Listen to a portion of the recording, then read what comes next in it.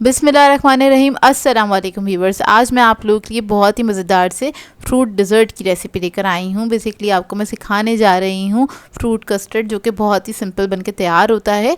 और इसको आज हम बनाएंगे हाफ़ लीटर मिल्क के साथ। और आजकल सभी तरह के फ्रूट्स आए हुए हैं, तो इस तरह का डिज़र्ट बनाइए और इन्जॉय कीजिए। और इस डिज़र्ट को बना के आप लोग आराम से दावतों में सर्व कर सकते हैं, पार्टीज़ वगैरह में भी सर्व कर सकते हैं। तो इस वीडियो को लास्ट तक ज़रूर देखिएगा। अगर आप मेरे चैनल पर नए हैं तो मेरे चैनल को सब्सक्राइब करें, साथ साथ ऑल नोटिफिकेशन को क्लिक करें। इससे आने वाली मेरी हर नई वीडियो की नोटिफिकेशन आपको सबसे पहले मिलेगी। वीडियो अच्छी लगे तो लाइक एंड शेयर करना ना भूलें। तो चलिए आइए वीडियो स्टार्ट करते हैं। तो यहाँ पर मैंने लिया है 2 कप दूध ले लिया है, उसे मैंने गर्म करने के लिए रख दिया था। इसके अंदर हम ऐड करेंगे 3 टेबलस्पून के बराबर शुगर और इसको हम पकने देंगे, एक बॉईल आ जाए हल्का सा इसके अंदर, जब तक हम इसको कुक करेंगे। और दूसरी तरफ मैंने ले लिया था कस्टर्ड पाउडर, तो इजीली मार्केट से मिल जाता है। तो इधर मैंने लिया था मैंगो कस्टर्ड पाउडर और मैंने 2 टेबलस्पून लिया था। थोड़े से दूध के अंदर इसको मैंने डिज़ोल्व कर लिया है। जब ये दूध पक जाएगा तो ये ऐड कर देंगे थिक करने के लिए। तो देखिए इसमें बॉईल आने लगा है, इसको हम मिक्स करेंगे और जो हमने कस्टर्ड को डिज़ोल्व करके रखा था वो हम ऐड कर देंगे। और इसको ऐड करने के बाद आपने इसको 1 मिनट तक कुक करना है, ताकि अच्छा सा थिक हो जाए ये। और ये बहुत जल्दी बन जाता है, इसको बनाने में आपको टाइम नहीं लगता है, मुश्किल से 10 से 15 मिनट में ये डेज़र्ट बन के तैयार हो जाता है। तो देखिए कस्टर्ड हमारा थिक हो गया अच्छे से। अब इसमें फ्लेम ऑफ कर दूँगी और इसको ठंडा कर लूँगी। तो ये इतना थिक होगा पकने के बाद।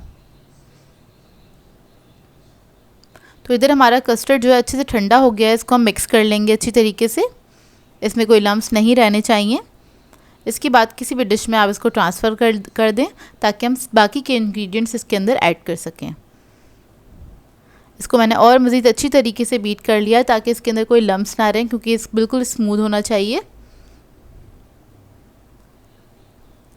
अब इसके अंदर हम फ्रूट्स ऐड कर देंगे, जो भी सीजनल फ्रूट्स होते हैं वो आप ऐड कर सकते हैं। तो इधर मैं ऐड कर रही हूँ पीचेस, मैंने ऐड कर दिए थे 1 कप के बराबर। ग्रेप्स ऐड करेंगे 1 कप के बराबर, इसको मैंने कट कर लिया था।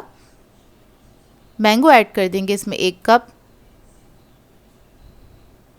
बनाना ऐड करेंगे इसमें 1 कप के बराबर और इसको मिक्स कर लेंगे अच्छी तरीके से। अब इसके बाद इसके अंदर मैं जेली ऐड करूँगी, रेड कलर की है, स्ट्रॉबेरी जेली है, आप लोग कोई सी भी ऐड कर सकते हैं अपनी मर्ज़ी के मुताबिक। और ये मैंने 1 कप जेली ऐड कर दी है इसके अंदर।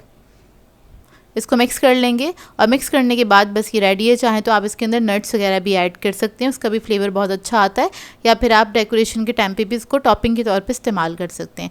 अच्छा, इधर मैं एक बड़ी ग्लास में इसको सर्व कर रही हूँ। आप लोग पार्टीज़ में और दावतों में बनाएं तो छोटे शॉर्ट ग्लासेस होते हैं ना, आप उसके अंदर इसको बना के सर्व कर सकते हैं। तो ये बहुत ही अच्छा लगता है और खाने में भी बहुत ही मज़ेदार होता है। और इसको आपने बिल्कुल ठंडा ठंडा सर्व करना है।